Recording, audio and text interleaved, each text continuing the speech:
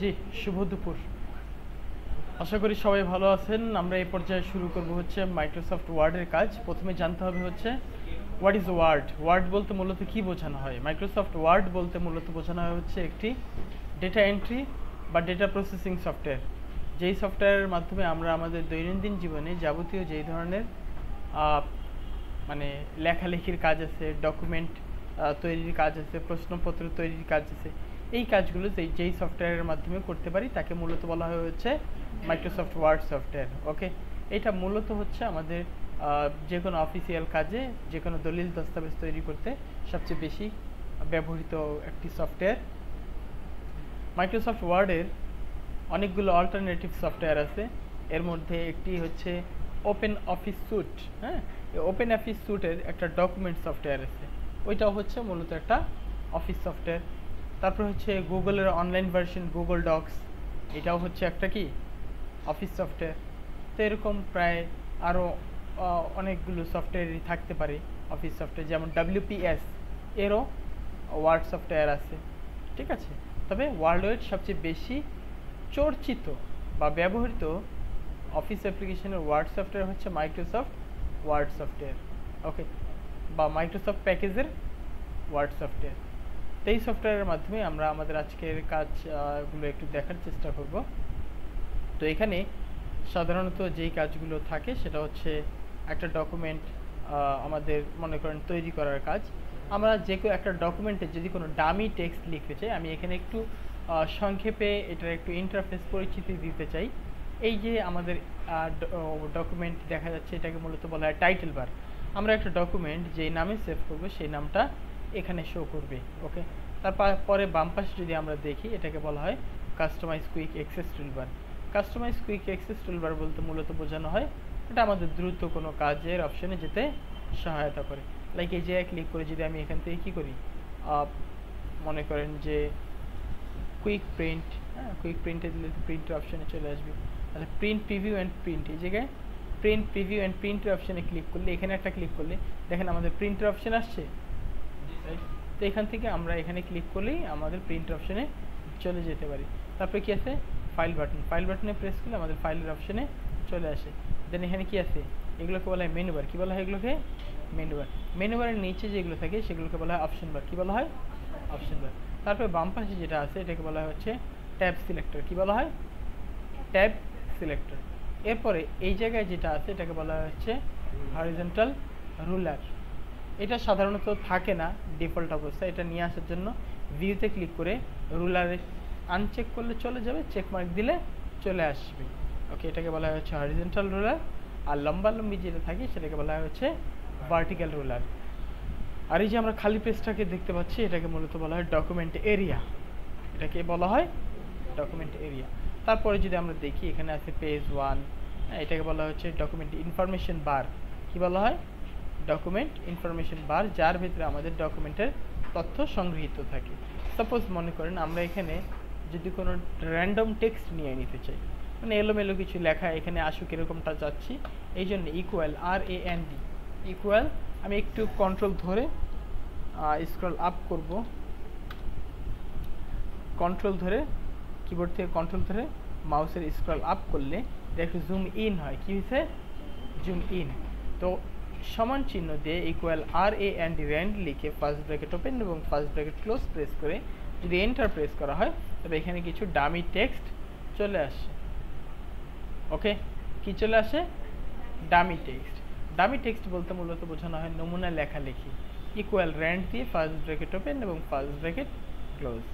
তো যাই হোক, এখানে আমরা ডকুমেন্টে কিছু লেখা নিলাম। তো দেখেন এখানে আপনার এই যে অপশনটা আছে এখানে দেখাচ্ছে পেজ কয়টা আছে, ওয়ার্ড কয়টা আছে, অক্ষর কতগুলো আছে, হ্যাঁ, ক্যারেক্টার নো স্পেস, স্পেস ছাড়া কয়টা, স্পেস সহ কয়টা, এরকম আমাদের এখানে বিস্তারিত দেখাচ্ছে।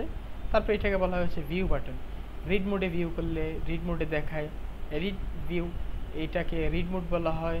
এটাকে বলা হয় প্রিন্ট প্রিভিউ, এটাকে বলা হয় ওয়েব লেআউট।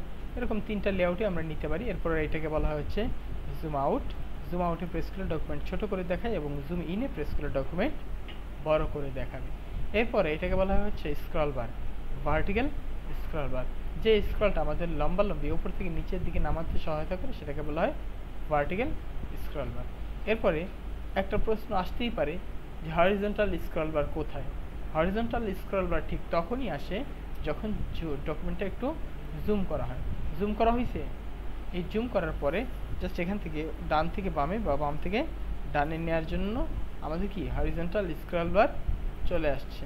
ওকে, তো আবার আমরা জুম 100% করে দিলাম। এরপর এটাকে বলা হয় উইন্ডো বাটন। কী বলা হয়? Window button. মিনিমাইজে ক্লিক করলে ডকুমেন্টটা নিচে চলে আসে, ম্যাক্সিমাইজে ক্লিক করলে ডকুমেন্টটা উপরে আসবে। রিস্টোর ডাউন, এখানে এটা যদি আমরা ক্লিক করি এটা একটু ছোট হয়ে আসবে, আবার ম্যাক্সিমাইজে ক্লিক করলে এটা বড় হবে। আবার এখানে ক্লোজে প্রেস করলে ডকুমেন্ট কেটে যাবে, এখানে ক্লোজে ক্লিক করলাম। যদি আমি ডন্ট সেভ দিই, সেভ না করে ডকুমেন্ট বন্ধ হয়ে যাবে, আর সেভ দিলে ডকুমেন্ট সেভ করে তারপর বন্ধ হবে। ওকে, তো এই হচ্ছে মোটামুটি এটার বিষয়াদি। তারপরে এই জায়গায় যদি আমরা দেখি হোম, একটা ডকুমেন্টে মনে করেন এই যে লেখাগুলো লিখলাম, লেখার পরে এইটাকে আমরা জাস্টিফাই করে দিলাম, মানে উভয় পার্শ্ব সমান। এরপরে যদি আমি এই ডকুমেন্টটাকে কেটে দিই, এই লেখাগুলো কি কেটে গেছে, এই লেখাগুলো আবার ফিরিয়ে আনার জন্য এটাকে আন্ডু করা যায়। কি করা যায়? আন্ডুর জন্য কিবোর্ড থেকে Ctrl+Z প্রেস করা যায়, লেখাগুলো ফিরে আসছে। আবার লেখাগুলো যদি ফিরিয়ে নিতে চাই তবে সেক্ষেত্রে কী করব? রিডু প্রেস করব। Ctrl+Z প্রেস করলে আন্ডু হয়, এই যে Ctrl+Z, আবার Ctrl+Y প্রেস করলে রিডু হয়। আন্ডু করলে লেখা ফিরে আসে এবং রিডু করলে লেখা ফিরে চলে যায়। ক্লিয়ার?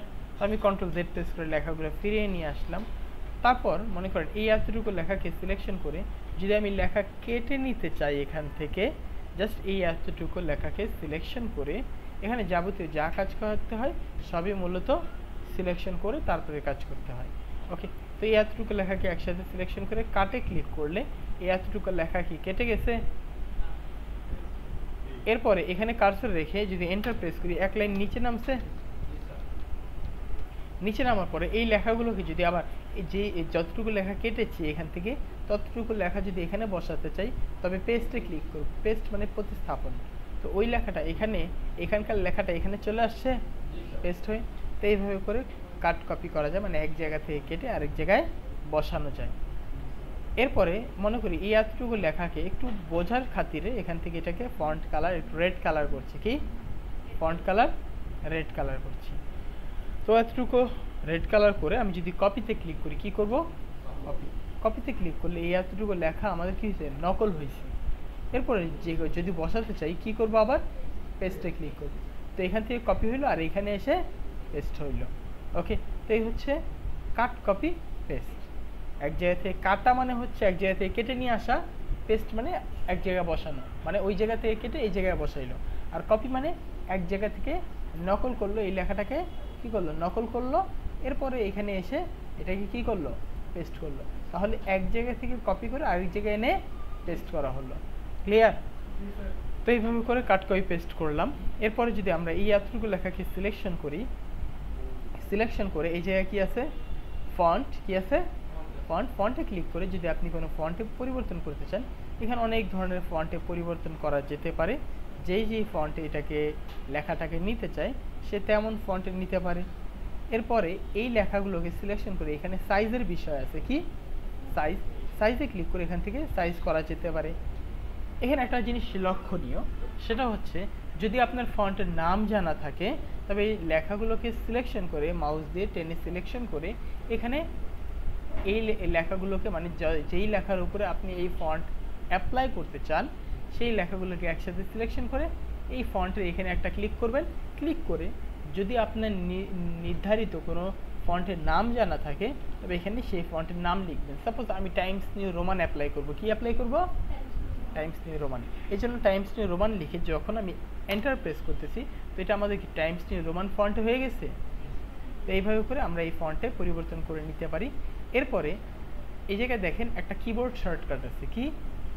Ctrl+Shift+F। Ctrl+Shift+F। তো এখান থেকে এই লেখাগুলোকে সিলেকশন করে Ctrl+Shift+F প্রেস করলে দেখেন এখানে ফন্টের একটা ডায়লগ বক্স ওপেন হয়েছে। এইখান থেকেও চাইলে আপনি ডাউন অ্যারো প্রেস করে যেই ফন্ট পেজটা এখানে প্রিভিউ দেখতে পাচ্ছেন এই ফন্টে পরিবর্তন করে নিতে পারেন। ক্লিয়ার? অথবা আপনার যদি ফন্টের নাম জানা থাকে ওপেন লিখলাম, ওপেন সেন্স, এই ফন্টটা আসলো। এরপরে যদি আমি এখানে এন্টার প্রেস করি তবে সেক্ষেত্রে এই ফন্টে এটা পরিবর্তিত হয়েছে। ক্লিয়ার? তো তো এইভাবে করেও কাজ করা যেতে পারে। তো আমরা কি শিখলাম, একটা ফন্টের উপরে বা যে কোনো একটা কাজের উপরে আমরা কাজটা তিনভাবে করতে পারি। এক হচ্ছে সিলেকশন করে মাউস দিয়ে ওই অপশানে ক্লিক করে যেটা চাই সেটা নিতে পারি, একটা এইভাবে। দ্বিতীয়টা কি, লেখাগুলোকে সিলেকশন করে আমরা টাইপ করে যদি ফন্টের নাম জানা থাকে এইভাবে। আরেকটা হচ্ছে কিবোর্ড শর্টকাটের মাধ্যমে, রাইট? তো ঠিক তেমনিভাবে প্রতিটা কাজ তিনটা ওয়েতে করা যায়। একটা মাউস দিয়ে ডিরেক্টলি ক্লিক করে, একটা হাতে লিখে ফন্টের নাম, আরেকটা কি কিবোর্ড শর্টকাট অ্যাপ্লাই করি। ক্লিয়ার? আচ্ছা, এরপরে ফন্টের যদি আমরা এখানে আসি, ফন্ট সাইজের ক্ষেত্রে এখানে যেই সাইজটা দিতে চাচ্ছি তেমন একটা সাইজ আমরা এখানে ওকে প্রেস করে নিতে পারি।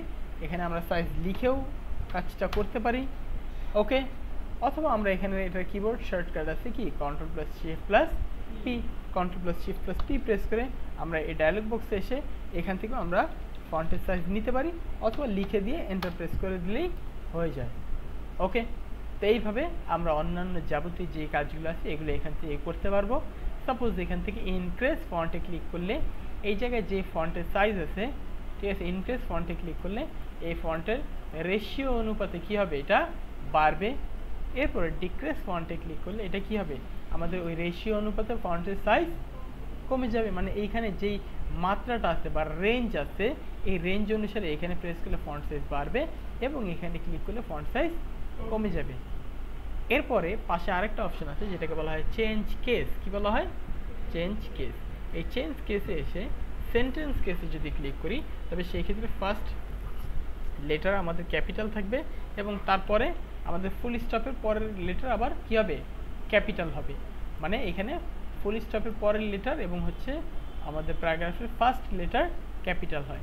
আবার এখানে সিলেকশন করি, জাস্ট এই জায়গায় একটা ক্লিক করি, যদি লোয়ার কেসে ক্লিক করা হয় সবগুলো অক্ষর আমাদের কি হয়েছে, স্মল লেটার হয়ে গেছে, রাইট?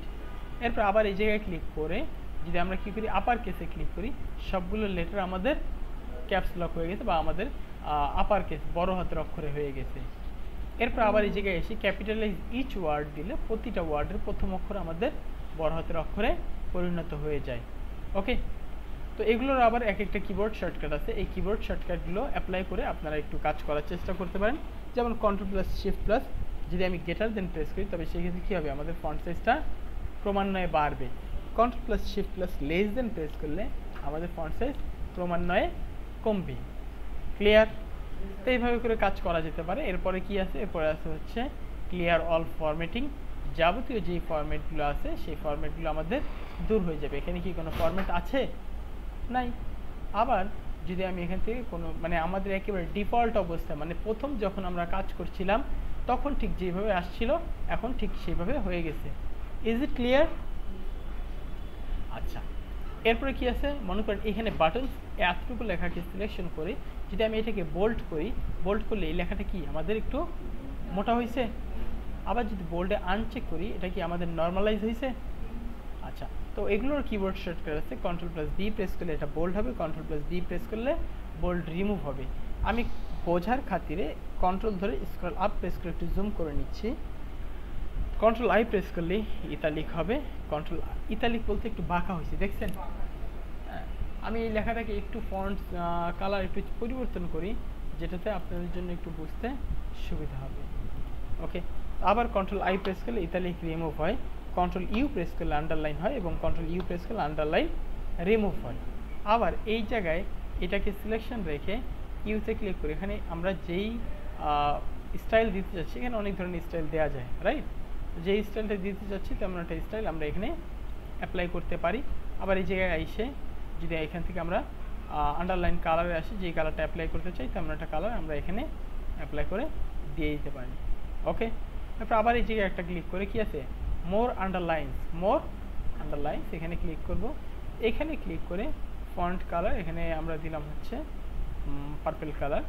এরপরে হচ্ছে স্টাইল থেকে যে স্টাইলটা অ্যাপ্লাই করতে চাচ্ছি, সাপোজ এরকম একটা আন্ডারলাইন স্টাইল অ্যাপ্লাই করতে চাচ্ছি, কালারটা আমরা মনে করি গ্রিন কালার দিব। এরপর ওকে প্রেস করলে এখানে গ্রিন কালারের আন্ডারলাইন হয়ে গেছে। তো এইভাবে করেও কাজটা করা যেতে পারে, ওকে। তারপরে আবার যদি না চাই এই জায়গায় এসে জাস্ট এই পুরোটাকে সিলেকশন করে এখানে একটা ক্লিক করবো। এই জায়গায় কি আছে, আন্ডারলাইনের স্টাইল আছে, তো এই জায়গায় সিলেকশন করে এই জায়গায় একটা ক্লিক করে কি আছে নানে ক্লিক করলে আমাদের কি কোনো আন্ডারলাইন থাকবে না। ওকে, এরপরে এখান থেকে যদি আমরা স্ট্রিক থ্রোতে প্রেস করি তো আমাদের এখানে মাঝখান বরাবর কি হয়েছে, কেটে গেছে, রাইট। আবার যদি স্ট্রিক থ্রোতে আনচেক করা হয় তবে সেই ক্ষেত্রে কি হবে, এটা চলে যাবে। Is it clear? এরপরে কি আছে, এরপরে মনে করেন এখানে দিলাম হচ্ছে H2O, H2O, এইটাকে এই টুটাকে সিলেকশন করি। যদি আমি এখানে কি করি, সাবস্ক্রিপ্টে ক্লিক করি, এই টুটাকে আমাদের নিচে চলে আসছে। আবার এটাকে সিলেকশন করি, যদি আমি সুপার স্ক্রিপ্টে ক্লিক করি, ওপরে চলে গেছে। যা দিয়ে যা করা হয় তাই দিয়ে আবার তা রিমুভ করা হয়। তো আবার মনে করেন এটা সুপার স্ক্রিপ্টে যদি আবার ক্লিক করি, এটা নর্মালাইজ হয়ে যাবে। ক্লিয়ার? আচ্ছা, তারপরে আবার মনে করেন এই বাটনস, এই কথাটাকে সিলেকশন করে জাস্ট এই জায়গায় টেক্সট ইফেক্টসে এসে, এখানে অনেক ধরনের ইফেক্টস আছে, এখান থেকে একটা ইফেক্ট অ্যাপ্লাই করে দিলাম, হয়েছে। তো এটাকে আমরা একটু ফন্ট সাইজ বড় করলাম। এরপরে এখানে ক্লিক করে কি আছে, আউটলাইন থেকে যদি আমরা অন্য কোনো কালার অ্যাপ্লাই করতে চাই, নিচে কি দেখা যাচ্ছে, এখানে পরিবর্তন হচ্ছে, তাই না? এইভাবে করে চাইলে আমরা পরিবর্তন করে নিয়ে নিতে পারি। এরপরে এটাকে আবার সিলেকশন করে কি আছে, শ্যাডো, মনে করেন যে এই জায়গায় এটা লেখাটাকে সিলেকশন করে জাস্ট এই জায়গায় একটা ক্লিক, শ্যাডো থেকে আমরা এখানে সাধারণত আমি একটু এটাকে এই পাশে বাম পাশে নিই, ঠিক আছে। এই জায়গায় এসে শ্যাডো থেকে এখানে সাধারণত 3 ধরনের শ্যাডো অ্যাপ্লাই করা যায়, একটা আউটার শ্যাডো, একটা ইনার শ্যাডো, আর একটা হচ্ছে পার্সপেক্টিভ শ্যাডো। তো আউটার শ্যাডো হালকা করে দিলাম, ওকে, এরকম অ্যাপ্লাই হয়েছে। এইটাকে আমাদের কোনো একটা অপশনের ভেতরে যদি কাজ করতে হয়, শ্যাডোতে এসে শ্যাডো অপশনসে ক্লিক করলে এটার ভেতরে চলে আসবে। ওকে, তারপর আমরা যেই কালার চাই তাই আমরা একটা কালার দিতে পারি। ট্রান্সপারেন্সি বাড়ালে হালকা হবে, ট্রান্সপারেন্সি কমালে গাঢ় হবে, সাইজ বাড়ালে বাড়বে, সাইজ কমালে কী হবে, কমে যাবে। এরপরে আছে হচ্ছে ব্লার করে ঝাপসা হবে, ব্লার ক্লিয়ার করলে একেবারে পরিষ্কার হবে। অ্যাঙ্গেল করলে এটা বাড়বে, অ্যাঙ্গেল করলে কমে যাবে, ডিস্টেন্স বাড়ালে দূরত্ব বাড়বে এবং ডিস্টেন্স কমালে দূরত্ব কমে যাবে। ওকে, তো এইভাবে করে এই কাজটা করা যেতে পারে। এরপরে না চাইলে এই জায়গায় একটা ক্লিক করে কী করবো, নানে ক্লিক করবো, এখানে আর থাকছে না। Is it clear? আচ্ছা, তো এইভাবে করে মোটামুটি আমাদের এই কাজটা করা যেতে পারে। এরপরে এই জায়গায় এসে রিফ্লেকশন এসে যদি আমরা একটা প্রতিচ্ছবি চাই বা প্রতিবিম্ব চাই, যে প্রতিবিম্ব হয়েছে মানে এটা কি হয়েছে, একটা প্রতিবিম্ব হয়ে গেছে, মানে আমাদের এইটা নিচেও আবার পড়ছে। আবার এটারও যদি আমরা অপশনে যেতে চাই, আমরা তার আগে প্রতিবিম্ব করার আগে এই লেখাটাকে সিলেকশন করে জাস্ট এই জায়গায় একটা ক্লিক করে এটার ভেতরে একটা কালার অ্যাপ্লাই করি, হয়েছে। আবার এটাকে সিলেকশন করে জাস্ট এই জায়গায় একটা ক্লিক করে কি আছে, রিফ্লেকশন থেকে রিফ্লেকশন অপশন, এখান থেকে যদি ট্রান্সপারেন্সি বাড়ান হালকা হয়ে যাবে, ট্রান্সপারেন্সি কমালে গাঢ় হবে। এরপর আছে সাইজ থেকে আমরা সাইজটা বাড়ালে কি হবে, এটার সাইজ বাড়বে, সাইজ কমালে সাইজ কমে যাবে। ব্লার করলে এটা ঝাপসা হবে, ব্লার ক্লিয়ার করলে একেবারে পরিষ্কার হবে। ডিস্টেন্স বাড়ালে দূরত্ব বাড়বে এবং ডিস্টেন্স কমালে দূরত্ব কমবে। আবার এই জায়গায় ক্লিক করে নান করলে এটা থাকবে না, আছে। আবার এই জায়গায় একটা ক্লিক করে যদি কী করি, গ্লো থেকে এখানে অনেক ধরনের গ্লো অ্যাপ্লাই করা যায়। তো যেই ধরনের গ্লো আমরা এখানে করতে চাই তেমন একটা গ্লো অ্যাপ্লাই করা যেতে পারে। এরপরে গ্লোতে এসে যদি আমি নানে ক্লিক করি তবে এখানে কোনো গ্লো থাকে না, আছে। ক্লিয়ার? আচ্ছা,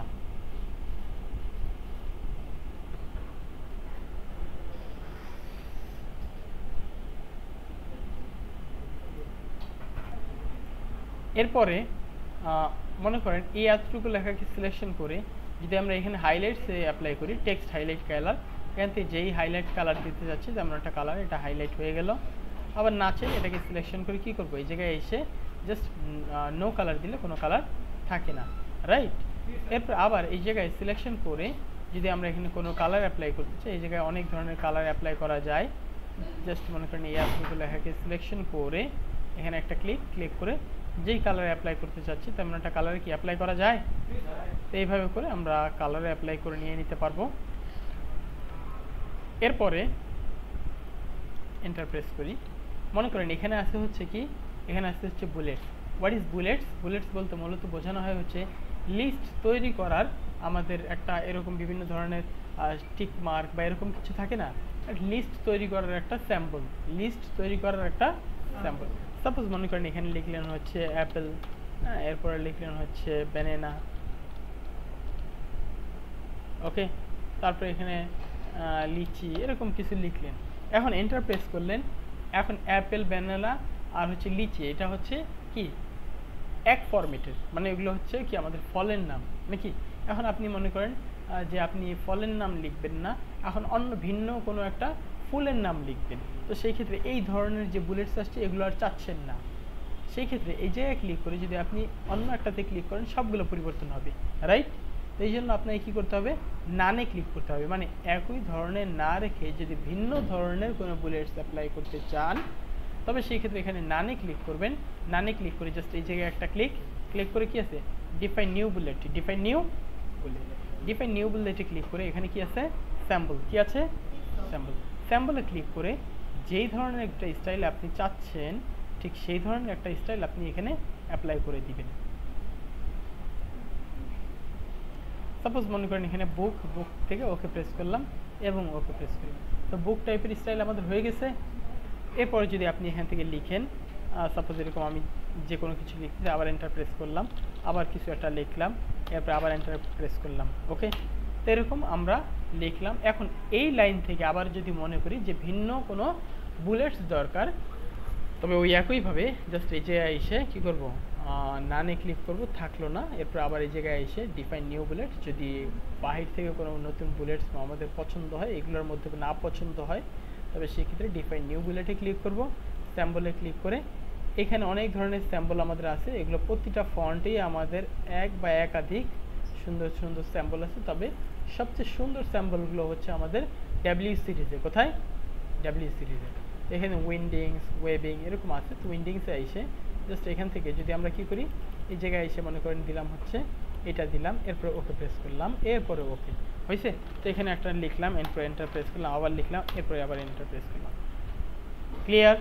তো এইভাবে করে আমরা কি পারি, এক ধরনের বুলেটস থেকে ভিন্ন ধরনের বুলেটসে আমরা এটাকে পরিবর্তন করতে পারি। Is it clear? যদি এটা হয়ে যায় তবে সেই ক্ষেত্রে দেখেন এরপরে আছে হচ্ছে আমাদের নাম্বারিং স্টাইল। কি আছে, নাম্বারিং।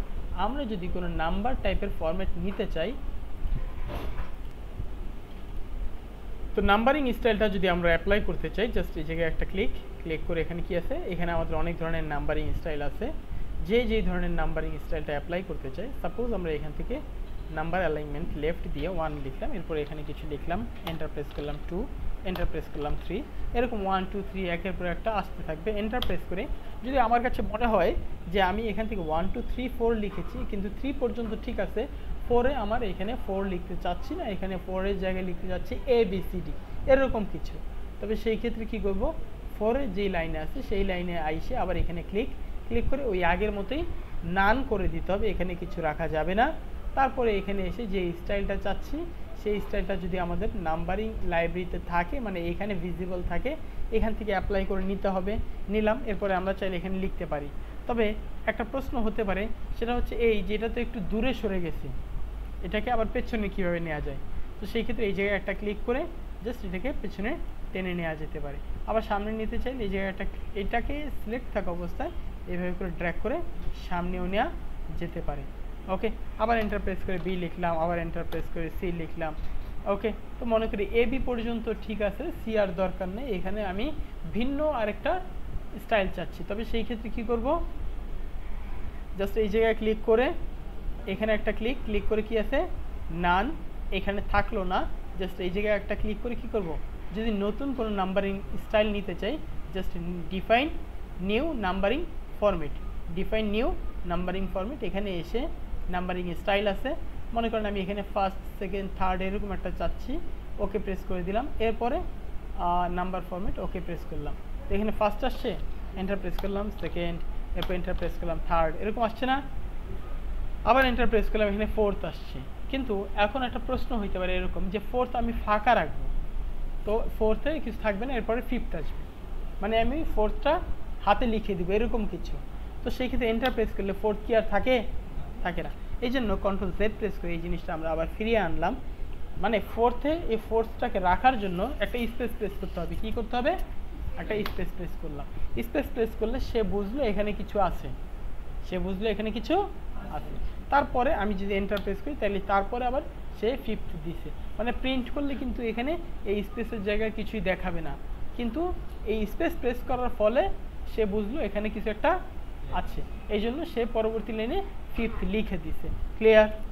এরপর মনে করেন ফিফথেও এখানে একটা স্পেস দিয়ে এন্টার প্রেস করলাম, সিক্স আসছে, কিন্তু আমি যদি মনে করি সিক্সথের এই জায়গায় আমি দিতে চাচ্ছি টেন্থ, কত 10, তো সেক্ষেত্রে সিক্সথের এই জায়গায় এসে একটা ক্লিক করে কি আছে define new numbering format, define new, দুঃখিত, সেট নাম্বারিং ভ্যালু, এখান থেকে সিক্সটাকে আমরা এটাকে কী করবো মনে করেন নাইন্থ দিয়ে ওকে প্রেস করলাম, তো সিক্সথের এই জায়গায় নাইন্থ হয়ে গেছে। এরপরে কিছু লিখেও আমরা এই জিনিসটা করতে পারবো। Is it clear? মানে আমাদের যদি এই ভ্যালুটাকে পরিবর্তন করছে, এখানে মনে করেন এখানে 11th আসছে, 11th আমরা রাখতে চাচ্ছি না, এটাকে চাচ্ছি 15 করতে, তো জাস্ট এখানে কার্সর থাকা অবস্থায় এই জায়গায় একটা ক্লিক করে সেট নাম্বারিং ভ্যালুটা যদি পরিবর্তন করতে চাই, যত করতে চাই এই মানে আপ অ্যারো প্রেস করলে ওপরের দিকে বাড়বে, এরপরে ওকে প্রেস করলে এটা 15 হয়ে গেছে। ওকে, আচ্ছা, তো এইভাবে করে এই কাজটা করা যেতে পারে। তো এই ছিল হচ্ছে মূলত আমাদের বুলেট এবং নাম্বারিংয়ের বিষয়। তারপরে আছে হচ্ছে মাল্টি লেভেল লিস্ট। আমরা যদি একটু এন্টার প্রেস করি, তবে সেক্ষেত্রে দেখেন এখানে মাল্টি লেভেল লিস্ট আছে। মাল্টি লেভেল বলতে আমাদের বোঝানো হয় হচ্ছে মানে কি বহুজাতিক লেভেল। হ্যাঁ, লাইক মনে করেন এখানে বুলেটস আছে, আবার এই জায়গায় ক্লিক করে যদি নাম্বার স্টাইল চাই, নাম্বার স্টাইলও এখানে থাকবে। ওকে, হয়েছে? তো আমি এখানে বুলেটস স্টাইলও নিতে পারবো এবং নাম্বার স্টাইলও নিতে পারবো। ওকে, ঠিক আছে? তো যেমন স্টাইল আমি এখানে চাচ্ছি তেমন স্টাইল আমরা এই জায়গায় অ্যাপ্লাই করে নিয়ে নিতে পারবো। ক্লিয়ার? আচ্ছা, তো এইভাবে করে এই কাজটা করা যায়। তারপর মনে করেন আবার এই এতটুকু লেখাকে সিলেকশন করে যদি কি চাই, এখানে আইসে ইনক্রিজ ইনডেন্ট, এই ইনডেন্টটা আমাদের যদি একটু চাই আমরা সামনের দিকে বাড়াতে, সামনের দিকে বাড়ে, আবার ডিক্রিজ ইনডেন্ট করলে আমাদের এটা পেছনের দিকে যায়। ক্লিয়ার? এইভাবে করে কাজটা করা যেতে পারে। আচ্ছা, এরপরে কি আছে, সাপোজ মনে করেন এখানে দিলাম হচ্ছে 4, 1, 2, 3, 5, তো এখানে 1, 2, 3, 4, 5 এটা আমি ওলট পালট লিখে রাখছি।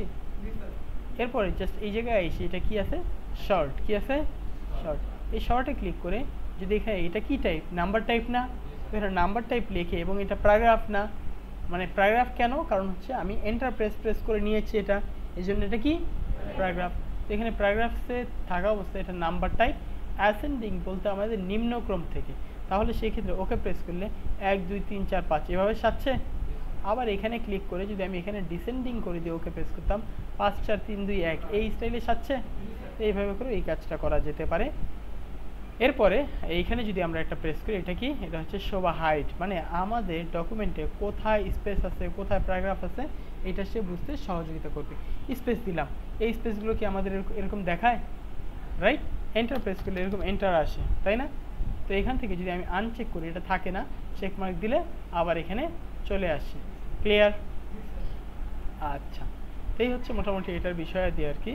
এরপরে এই এতটুকু লেখাকে সিলেকশন করে যদি লেফট অ্যালাইন করি আমাদের বাম পাশে অ্যালাইন হয়, সেন্টার অ্যালাইন করলে মাঝখানে অ্যালাইন হবে, রাইটে অ্যালাইন করলে ডান পাশে অ্যালাইন হবে, আর জাস্টিফাই করলে উভয় পার্শ্ব সমান হবে। ক্লিয়ার? এইভাবে করে এই কাজটা করা যেতে পারে। এরপরে কি আছে, এরপরে আছে হচ্ছে লাইন অ্যান্ড প্যারাগ্রাফ স্পেসিং। তো এই লেখাগুলোকে সিলেকশন করে জাস্ট এই জায়গায় একটা এই জায়গায় ক্লিক করে যদি আমরা এখান থেকে লাইন স্পেসিং দিতে চাই, এখানে লাইনের স্পেস বা দূরত্ব দেওয়া যায়। তো এরকম আমরা লাইনের দূরত্ব এখান থেকে অ্যাপ্লাই করে দিতে পারি। আবার লক্ষ্য করে দেখেন এই এতটুকু লেখাকে সিলেকশন করার পরে এই যে নিচে এতটুকু স্পেস আসছে, জাস্ট এই জায়গায় এসে যদি আমি রিমুভ স্পেস আফটার প্যারাগ্রাফ করি, তবে সেক্ষেত্রে এই প্যারাগ্রাফের নিচে যে স্পেসটা আছে সেটা আর থাকছে না। আবার যদি এখানে এসে অ্যাড স্পেস দিই, এটার নিচে আবার একটা স্পেস চলে আসছে। ক্লিয়ার? আবার অ্যাড স্পেস বিফোর দিলে ওপরে স্পেস তৈরি হয়, আবার না রিমুভ করলে এটা চলে যাবে। ক্লিয়ার? আচ্ছা, এইভাবে করে এই কাজটা করা যেতে পারে। এরপরে কি আছে, এরপরে আছে হচ্ছে এই জায়গায় এই এতটুকু লেখাকে সিলেকশন করে এই জায়গায় এসে লাইন স্পেসিং অপশন আছে, এখান থেকে এটা জাস্টিফাই উভয় পার্শ্ব সমান করা আছে, আমরা এখান থেকে সেন্টারে দিলে সেন্টারে আসবে, আর এই প্রিভিউটা এখানে দেখাবে। লাইন স্পেসিং দিলে এরকম লাইন স্পেসটা আমাদের উপরে দেখায়, প্যারাগ্রাফ স্পেস বিফোর। ওকে, এই যে উপরে এতটুকু স্পেস তৈরি হইল। আবার এই জায়গায় এসে রিমুভ স্পেস দিলে স্পেস থাকে না, এই জায়গায় এসে লাইন স্পেসিং অপশনস কি আছে, এখানে লাইন স্পেস যতটুকু লাইন স্পেস দিতে চাই এখান থেকে এটা আমরা এই যে লাইন স্পেসটা বাড়িয়ে নিতে পারি। হয়েছে? আবার এখানে এসে 1.15 দিলাম, এটা 1.15 হয়ে গেছে। আচ্ছা, এই হচ্ছে মোটামুটি এটার বিষয়াদি। তো এখন সাপোজ এই জায়গায় মনে করেন কার্সর রেখে এন্টার প্রেস করলাম, কন্ট্রোল এন্টার প্রেস করলে আমাদের নতুন আরেকটা পৃষ্ঠায় এটা চলে আসছে, রাইট? এখন দেখেন কিবোর্ডে আমাদের একটা বাটন আছে যার নাম হচ্ছে ট্যাব। কি নাম? ট্যাব। এই ট্যাব বাটন প্রেস করলে এটা আমাদের 0-তে আছে।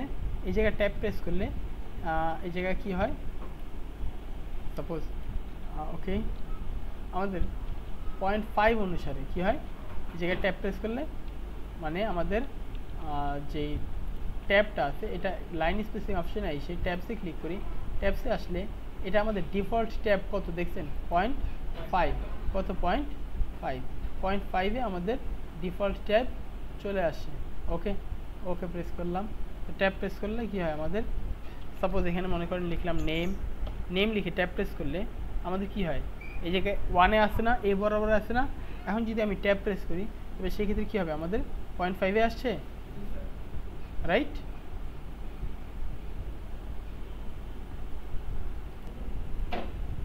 তো এখানে আমরা যদি ট্যাবটা ব্যবহার করতে চাই, সাপোজ মনে করেন এখানে আমরা লিখলাম আবার নেম লিখে একটা ট্যাব প্রেস করলাম। মনে করেন এখন আমাদের এটা কোথায় আছে, 1 বরাবর আছে না, জাস্ট আমি যদি ট্যাব প্রেস করি তবে 1 2 3 4 5 এই জায়গায় ট্যাব প্রেস করলে এই বরাবরে আসছে।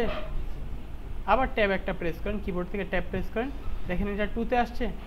আবার ট্যাব প্রেস করলে এটা 2.5-এ আসবে, রাইট? এরপরে যদি আমি এখানে ক্লোন দেই, সাপোজ এখান থেকে ট্যাব প্রেস করলাম আরেকটা 3, আবার ট্যাব প্রেস করে এখানে মনে করেন আরেকটা ট্যাব দিলাম 3.5, মনে করেন নেম হচ্ছে আব্বাস আলী, হ্যাঁ, তারপর হচ্ছে ফাদার্স নেম, আবার ট্যাব প্রেস করলাম, তবে সেই ক্ষেত্রে এই বরাবর আসছে। আবার এখানে এসে মনে করেন আবার আরেকটা ট্যাব প্রেস করলাম, হ্যাঁ, তারপরে কি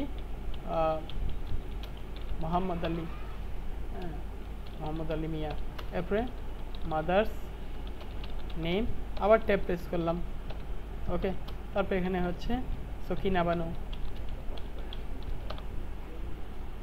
হয়েছে? তো এইভাবে করে আমরা মোটামুটি ট্যাবের কাজটা করতে পারবো। তবে ট্যাবের আরও বিস্তারিত ভেতরের বিষয়গুলো একটু দেখছি, হ্যাঁ।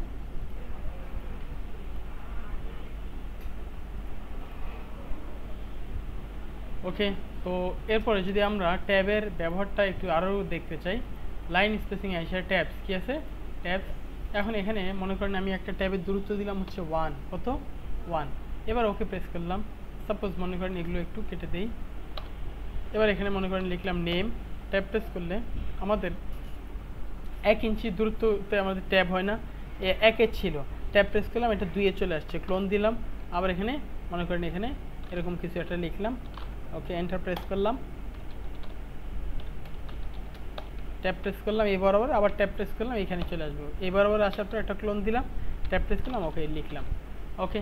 তো এইভাবে করে ট্যাবের মাধ্যমে আমরা একটা নির্দিষ্ট স্টপেজ তৈরি করতে পারি, ওকে। সাধারণত এটা আমাদের ডিফল্ট 0.5 আছে, 0.5ই আমরা রেখে কাজ করি, ঠিক আছে। এরপর কেউ যদি ট্যাব সেট করতে চায় তবে সেই ক্ষেত্রে সেইভাবে করে ট্যাব সেট করতে পারে। মনে করেন এখানে আমরা লিখলাম নেম লেখার পর এই জায়গায় একটা ক্লিক করলাম, হ্যাঁ, মনে করেন আমাদের এই 3-এর মানে আসবে, এইখানে কি ক্লোন হবে, আর এরপরে এখানে আবার লেখা হবে।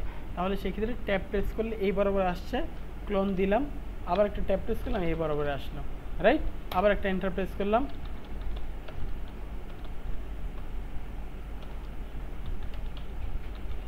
আবার একটা ট্যাব প্রেস করলাম, এই যেই বরাবরে আমরা ট্যাব সিলেকশন করেছি সেই বরাবরে আসলো, ক্লোন দিলাম, আবার ট্যাব প্রেস করলে এই বরাবরে আসবে, ওকে। তো এইভাবে করেও সাধারণত ট্যাবটা ব্যবহার করা যেতে পারে। আবার এগুলো যদি আমরা উঠায় দিই তবে এগুলো আর থাকে না, আছে যেই পর্যন্ত দিয়ে রাখছিলাম সেই পর্যন্ত ট্যাবের ব্যবহার হয়েছে, ক্লিয়ার? তো এই হচ্ছে মোটামুটি আমাদের ট্যাবের ব্যবহার। এরপরে আছে হচ্ছে মনে করেন পার্সোনাল ইনফরমেশন, এতটুকু লেখা লিখে এটাকে সাপোজ একটু ব্ল্যাক কালার করে একটু ফন্ট সাইজটা বাড়িয়ে দিলাম। এরপর এখানে কি আছে, এরপর আছে হচ্ছে শেডিং, জাস্ট এখানে এসে আমরা এই লেখাগুলোকে সিলেকশন করি, মানে এই লেখাটাকে একটু যদি আমরা বাড়তি সিলেকশন করি তবে সেই ক্ষেত্রে এরকম বাড়তি সিলেকশন আসছে না। এখানে আসার পর জাস্ট এই জায়গায় ক্লিক করে আমরা এখান থেকে কী করতে পারবো, একটা শেডিং কালার অ্যাপ্লাই করে দিতে পারবো, করা যায়? হ্যাঁ, তো এরকম আমরা একটা শেডিং কালার অ্যাপ্লাই করলাম। এরপরে কি আছে, এখানে আমাদের বর্ডার থেকে বটম বর্ডার দিলে নিচে বর্ডার অ্যাপ্লাই হয়ে যায়। আবার এটাকে সিলেকশন করে একটু অতিরিক্ত সিলেকশন রেখে যদি নো কালার দিই কোনো কালার থাকে না, আর যদি এখানে বর্ডার থেকে নো বর্ডার দিই কোনো বর্ডারও থাকে না। এইভাবে করে চাইলে আমরা শেডিং এবং বর্ডার দিতে পারি। আবার এই জায়গায় এসে যদি অল বর্ডার দিই পুরোটাতে আমরা আমাদের বর্ডার আসে, আর এখানে এসে নো বর্ডার দিলে কোনো বর্ডার থাকে না। ক্লিয়ার? তো এই হচ্ছে মোটামুটি এটার বিষয়াদি আর কি। এরপর কি আছে ফাইন্ড, এখানে আমাদের অনেক ধরনের এই জায়গায় স্টাইল আছে যেগুলোকে আমরা দিতে চাই, অ্যাপ্লাই করতে চাই, তেমন একটা স্টাইল আমরা অ্যাপ্লাই করতে পারি। আর এখান থেকে যদি না চাই তবে সেক্ষেত্রে নর্মালে ক্লিক করে দিলাম, নর্মাল হয়ে গেল। এগুলো আমাদের স্টাইলটা আপাতত এখানে দরকার নেই। এরপর আছে ফাইন্ড, কি আছে ফাইন্ড। আমাদের ডকুমেন্টে যদি আমরা কোনো কিছু খুঁজতে চাই তবে সেক্ষেত্রে ফাইন্ড করতে পারি। ফাইন্ডে ক্লিক করলাম, তো আমাদের ডকুমেন্টে ভিডিও লেখা কোথায় আছে আমি এন্টার প্রেস করলাম। এই যে ভিডিও লেখা যাবতীয় যতগুলো আছে সবগুলোকে আমাদের এরকম দেখাচ্ছে হাইলাইটস করে। এইভাবে করে আমাদের কি করা যায় এটা আমরা দেখে নিতে পারবো। এরপরে কি আছে, এরপরে আছে রিপ্লেস, কি আছে রিপ্লেস মানে কি প্রতিচ্ছবি, প্রতিস্থাপন, মানে একটা জায়গায় আরেকটা বসানো। তো এখানে ভিডিও, এই জায়গায় যদি ভিডিওর জায়গায় মনে করেন আমি দিই হচ্ছে সাপোজ অডিও, AUDIO, তো ভিডিও এটা পরিবর্তিত হবে হচ্ছে অডিও লেখায়। যদি আমি রিপ্লেসে ক্লিক করি একটা করে ভিডিও কী হবে অডিওতে পরিবর্তন হবে। আর যদি রিপ্লেস অল দেই তবে সেই ক্ষেত্রে আমাদের ডকুমেন্টে যাবতীয় যতগুলো ভিডিও থাকবে সকল ভিডিও কী হয়ে যাবে অডিওতে পরিবর্তিত হয়ে যাবে। তো ফাইন্ডের কিবোর্ড শর্টকাট হচ্ছে Ctrl+F এবং রিপ্লেসের কিবোর্ড শর্টকাট হচ্ছে Ctrl+H। ওকে, ঠিক আছে, এগুলো হচ্ছে আমাদের মূলত এটার কিবোর্ড শর্টকাট। এরপর কি আছে সিলেক্ট থেকে সিলেক্ট অলে প্রেস করলে আমাদের ডকুমেন্টের যাবতীয় যা কিছু আছে সব কী হয়ে যায় সিলেকশন হয়ে যাবে। আবার এই জায়গায় এসে বাইরে একটা ক্লিক করলে সিলেকশন বাতিল হয়। ওকে, আচ্ছা, তারপরে কি আছে select all text with similar formatting. Suppose এই লেখাটা একটু মনে করি রেড কালার করলাম, হ্যাঁ, আচ্ছা, তো এখানে কার্সর রেখে এই জায়গায় কার্সর রেখে যদি আমি এখানে আসি select all text with similar formatting, তাহলে সেক্ষেত্রে আমাদের একই মানে ফরম্যাটে যাবতীয় যেই লেখাগুলো আছে সেগুলো কি সে সিলেক্ট করছে। আবার দেখেন এখানে এসে সাপোজ এই লেখাটাকে সিলেকশন করে এটা ফন্ট সাইজ দিলাম হচ্ছে ফন্টের নাম দিলাম রেলিওয়ে এবং এটাকে সাইজ দিলাম 14। আবার এই লেখাটাকে সিলেকশন করে এটার নাম দিব হচ্ছে রেলিওয়ে এবং এটার সাইজ দিব হচ্ছে 14, রাইট। তো এখানে কার্সর রেখে যদি এখানে এসে select text with similar formatting দেই তবে একই ফরম্যাটে আমাদের লেখাগুলো কি চলে আসছে। তো এইভাবে করে কাজটা করা যেতে পারে আর কি। তো পারবেন এই কাজটা করতে? ওকে, ভেরি গুড। এরপর কি আছে সিলেক্ট অবজেক্ট, কি আছে সিলেক্ট অবজেক্ট। ইনসার্ট থেকে অবজেক্ট বলতে মূলত বোঝানো হয় কোনো পিকচার বা শেপ বা এই জাতীয় কোনো কিছুকে, পিকচার শেপ বা এই জাতীয় কোনো কিছুকে বলা হয় হচ্ছে কি অবজেক্ট। জাস্ট এই জায়গা থেকে শেপ থেকে একটা শেপ আমরা ক্লিক করে নিলাম। ওকে, আসছে, আসার পরে আমরা এই জায়গায় হোমে আসবো। হোম থেকে যদি এখানে এসে মনে করেন এখানে কার্সর রেখে যদি আমি এইভাবে একটু টান দিই সবগুলো লেখা আমাদের একসাথে সিলেকশন, লেখা এবং শেপ একসাথে সিলেকশন হয়ে গেছে না। কিন্তু আমি যদি চাই শুধু শেপ সিলেকশন করব তবে সেই ক্ষেত্রে কী করবো এই জায়গায় এসে সিলেক্ট অবজেক্ট এইভাবে করে টান দিলে আমাদের শুধুমাত্র অবজেক্টটা সিলেকশন হবে। আবার সিলেক্ট অবজেক্টে আনচেক করলে কী হবে আমাদের এখানে ক্লিক করলে পুরোটা একসাথে সিলেকশন হবে। শুধু এখানে সিলেক্ট অবজেক্টের চেকমার্ক দিয়ে যদি এভাবে টান দিই শুধু অবজেক্ট সিলেকশন হবে, আর সিলেক্ট অবজেক্টে আনচেক করলে আমাদের তখন পুরোটা একসাথে সিলেকশন করা যাবে। ক্লিয়ার? আর এরপরে এখানে এসে সিলেকশন পেনে যদি চোখ মানে আমাদের যে অবজেক্ট আছে এটা যদি হাইড করে রাখতে চাই হাইড করে দিব, আবার শো করতে চাইলে এখানে ক্লিক করলে শো হবে। ওকে, তো এই ছিল হচ্ছে মোটামুটি আমাদের MS ওয়ার্ডের হোমের যাবতীয় যে বিস্তারিত এই কাজগুলো। তো এই কাজগুলো আপনারা একটু প্র্যাকটিস করেন।